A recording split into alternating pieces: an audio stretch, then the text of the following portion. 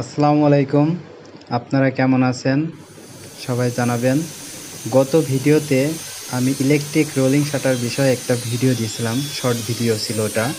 আজকে আমরা step by step সম্পূর্ণ ইলেকট্রিক রোলিং শাটার কাজ এবং এর গুরুত্ব সম্পূর্ণ ভিডিও দেখব। আসলে ইলেকট্রিক রোলিং শাটার কি?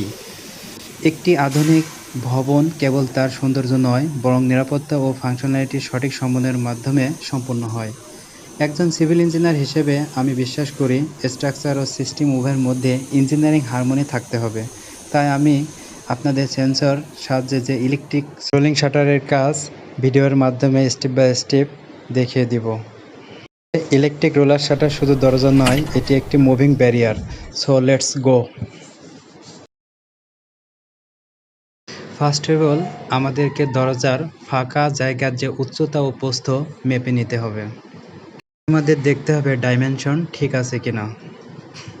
এখন যে জিনিসটা ওয়েল্ডিং করা হচ্ছে এটি হচ্ছে পাইপ। এটাকে কেন্দ্র করে শাটার নিচে এবং উপরে ওঠানামা করে। তো আমি যখন উনি ওয়েল্ডিং করে আমি দেখলাম উনি সেফটি হ্যান্ড গ্লাভস পরে ওয়েল্ডিং করছে কিনা। চেক করে দেখলাম ওয়েল্ডিংটা সঠিক হয়েছে কিনা। ঠিক রোলিং শাটার ইনস্টল করার পরে ঠিক দেখতে এমন লাগবে। তো প্রথমত আমরা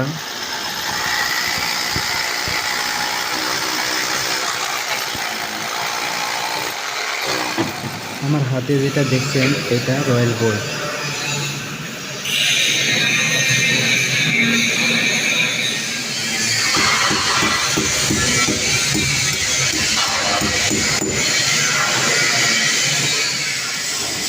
আর ম্যানুয়ালি যেটা না ওইটাও খারাপ হয় না।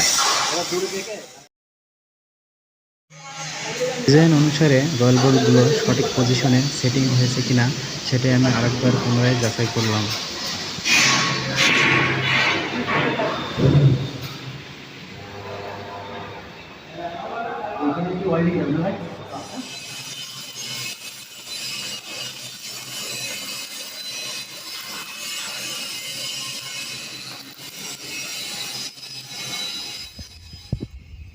অনেক মিস্ত্রি আছে এখানে বেশি ভুল করে, তাই আমাদেরকে পুনরায় যাচাই করতে হবে ওয়েল্ডিং সঠিকভাবে হয়েছে কিনা। কারণ প্রতিটা রয়্যাল বোল্টের সাথে welding is very important.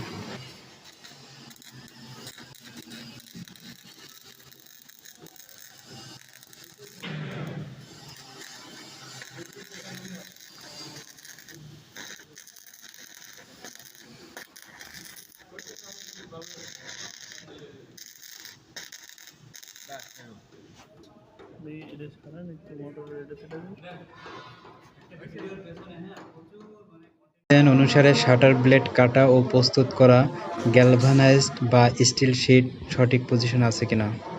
Electric line connect দেওয়ার পরে সম্পূর্ণ কমপ্লিট হয়ে করে পরের পার্টে দেখতে পাবে ইনশাল্লাহ।